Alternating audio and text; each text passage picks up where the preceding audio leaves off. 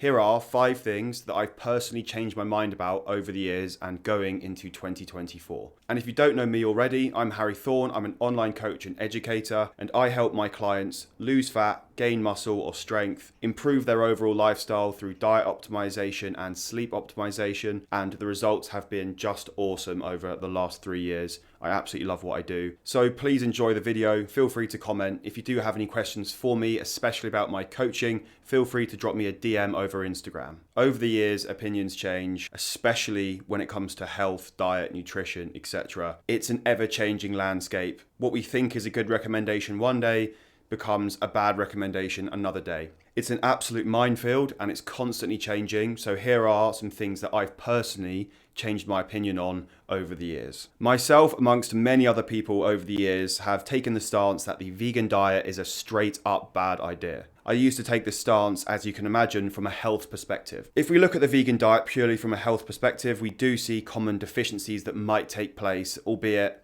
nutrients that only exist in animal products that you cannot get naturally through the vegan diet. But I have come to realize that no one diet is necessarily bad for you. It seems pretty obvious nowadays that you can do any diet and still do it healthily if you do it properly. In the same way, you can do any diet and do it pretty damn unhealthily. I'm not yet convinced about the carnivore diet just yet, nor am I convinced that the raw vegan diet is a good idea either, but both of those things are incredibly extreme and I'll probably save them for another video. So I've changed my stance and I now believe that you can do the vegan diet healthily, but there are some key considerations that you need to make. In the same way, there are key considerations that you need to make regardless of the diet you choose. I want to stress that there's no right or wrong here, only trade-offs. So I think the first and most obvious consideration you need to make if you're considering the vegan diet or you're already on a vegan or plant-based diet is protein. The main reason being that many whole plant protein sources are attached to fibers that can reduce the overall bioavailability of those proteins, which basically means a proportion of that protein consumed via the plant protein source won't actually be used by your body and you might just be losing it to the toilet.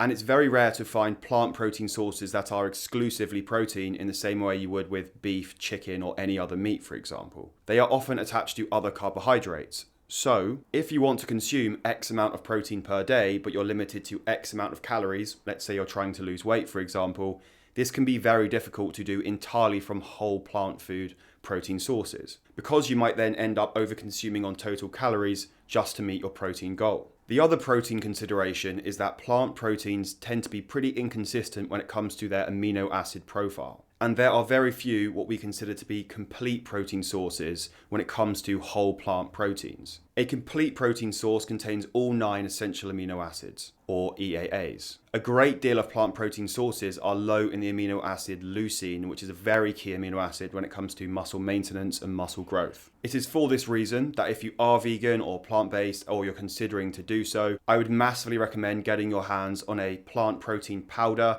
that contains all 9 of these essential amino acids. Make sure to check the label that they contain all 9. Often you'll need to see a blend. Maybe it's a blend of pea protein, soy protein, maybe even corn or potato protein. Those two are pretty good for leucine, although they're pretty hard to find. So it is doable. You can meet your protein requirement on a vegan or plant-based diet. You just need to make those considerations. Some of the other things you'd want to think about as well would be vitamin B12, zinc, iron, vitamin D, vitamin K, maybe calcium and omega-3s as well, all of which seem to be the most common deficiencies that you might see with the vegan or plant-based diet. The good news is all of those things can be addressed through supplementation and there are vegan alternatives for those supplements. No stress there whatsoever. So before you leap on the bandwagon that something is just bad, just take a step back, have a think and understand that there are always considerations to be made. So vegans and plant-based folk out there, do your thing, just make sure you're doing it properly and safely. Number 2 is that you need to supplement, specifically vitamins and minerals. I've always been very, very big on supplementation.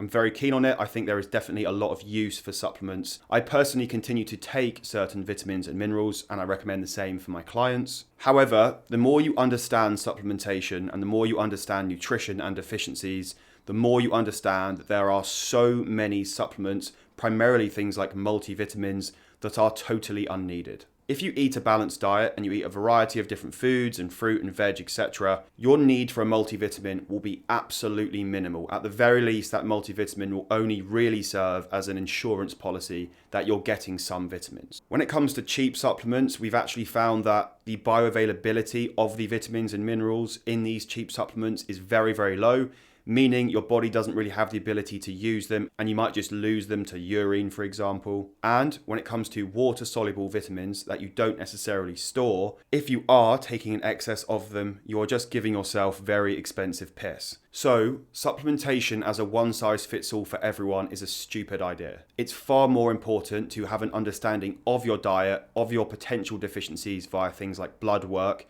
and then patching up those gaps through supplementation. This is why I carry out a diet analysis with my clients. They have the option to do blood work in their own time. We can look at the blood work and kind of cross-reference. But the reason why diet analysis works so well is that I can see what a client typically eats. I can see if there are common things that they regularly do not eat enough of in their diet. We then aim to patch that up first and foremost through nutrition, as generally speaking, micronutrients are more bioavailable in food form than they would be taken through a supplement. So we patch it up through diet. Let's say they can't patch it up through diet. Let's say they're vegan and it's B12, for example. We then look at patching it up through supplementation or something like fortified nutritional yeast, for example.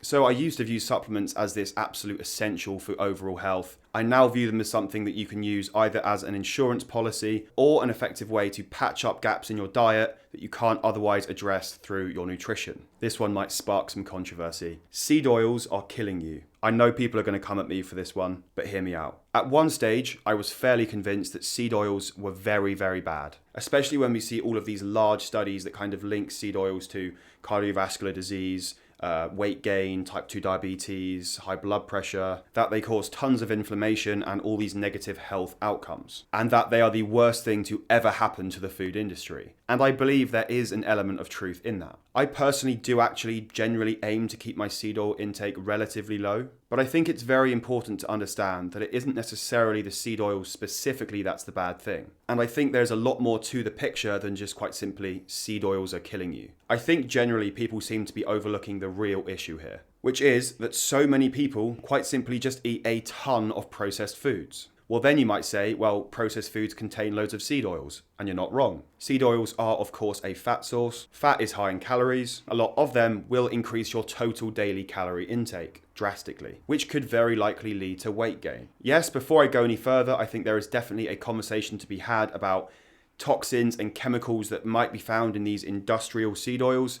I don't personally know enough about it to really talk about it in any depth. In the same way that there's concern, particularly in the US, about consistently reusing seed oils to fry in and then potential carcinogenic effects there. Again, I don't know enough about it to really talk about it. But of course, if you are concerned, then act accordingly. So just to backtrack slightly, let's not overlook the key player here, which is that seed oils work their way into a lot of processed foods that people, particularly in the West, eat an awful lot of. It's something like 60% of the Western diet is ultra-processed food, which very likely contains seed oils. And furthermore, it's very important to consider how palatable ultra-processed foods are.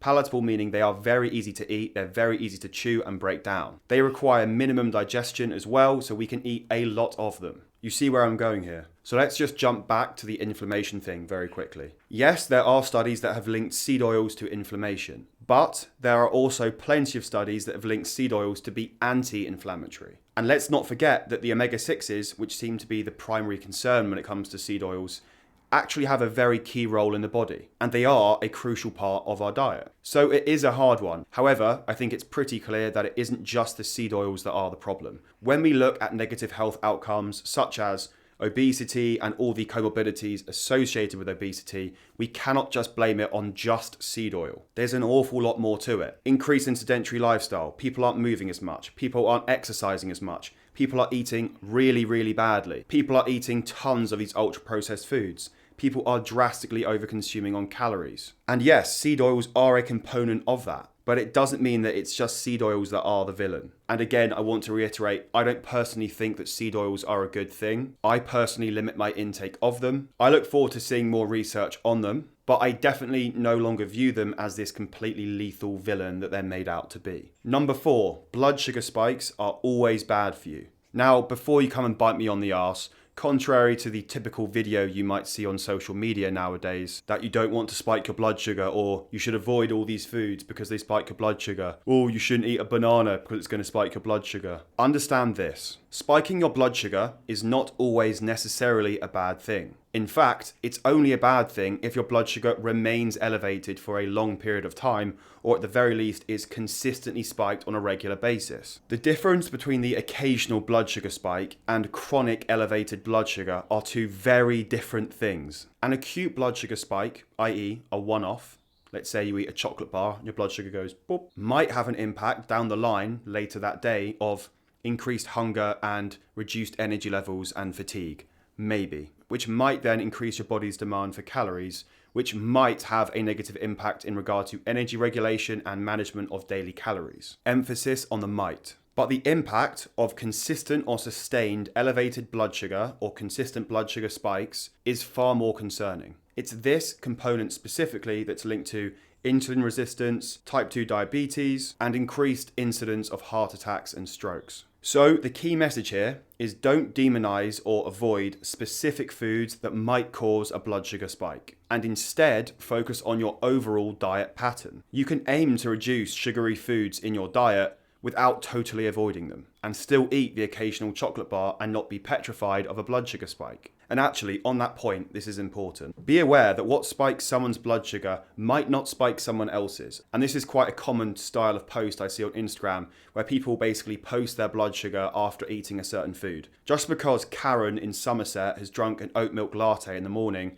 and it spiked her blood sugar massively, by no means that it will spike your blood sugar in the same way. For you, you might notice that there is barely any blood sugar change whatsoever. And this goes a long way as well. Like, there are foods that you might deem to be a healthy food that might spike your blood sugar, but might not spike someone else's. See why telling people that spiking their blood sugar is a bad idea all the time? So, blood sugar spikes, not always a bad thing. As per the usual running theme, there's a lot more to it. Number 5, cold showers for fat loss. If you know me, you know I'm very big on cold showers. I've aimed to do them and been pretty consistent with doing them for over the last 2 to 3 years. Whether it's in the morning as soon as I wake up or after a sauna, for example. There was a time when I was absolutely convinced that cold showers were a very effective method for fat loss. I had read a few papers surrounding brown fat stimulation and cold thermogenesis and decided that these cold showers were the next big thing when it came to fat loss. However, the more research that has come out, the more it becomes quite clear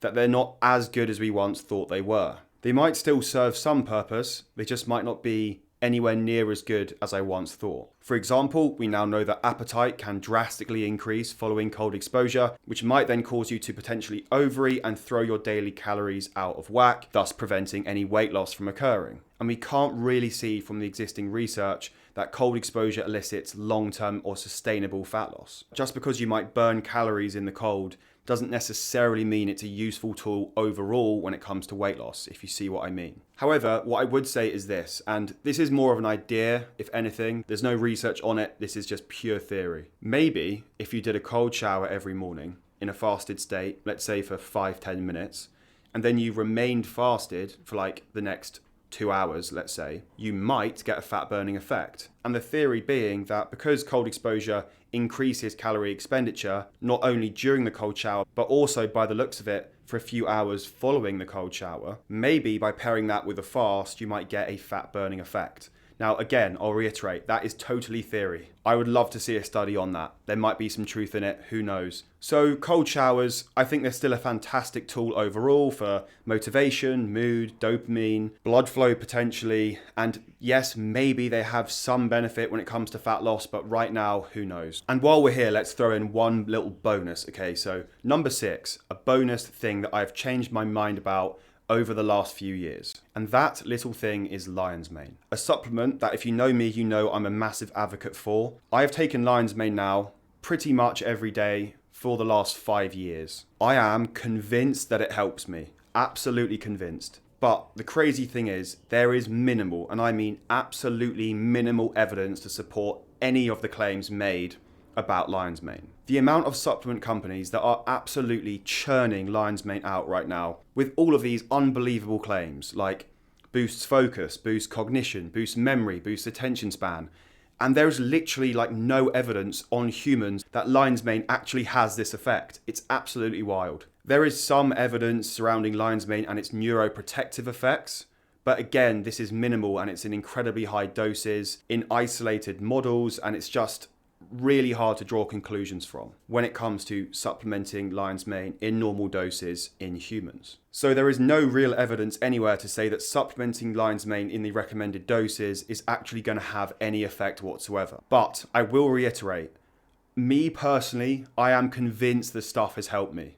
Absolutely convinced. When I started taking it over 5 years ago now, I found that my memory improved, my ability to work improved, my focus was better, and my overall ability to work definitely seemed to improve. But I also know the power of placebo. It's very likely that when I started taking lion's mane, I just made a subconscious effort to work on my memory and my ability to work. And maybe I just worked harder as a result, okay? Placebo is a very interesting thing. And this is very likely, right? Who knows? So let's patiently wait for more research. Let's not make any drastic claims based on minimal evidence. But if you are curious about something like lion's mane, by all means give it a go. I will say hands in the air that I think it's helped me, whether it's placebo or not. So I hope you enjoyed that video. That was YouTube video number 3, done and dusted. Really cool one today. I think it's always interesting to see where things change over time, how views change over time. So what things have you changed your mind about when it comes to health, nutrition, fitness, supplementation, etc. Let me know in the comments. If you have any questions, drop me a DM. In the same way, if you do have any questions surrounding my personal one-to-one coaching service, drop me a DM through Instagram, or you could even pop me an email if you'd like. Please do like and subscribe and follow me on my socials if you don't already. All the links will be in the description here, and stay tuned for next week's video.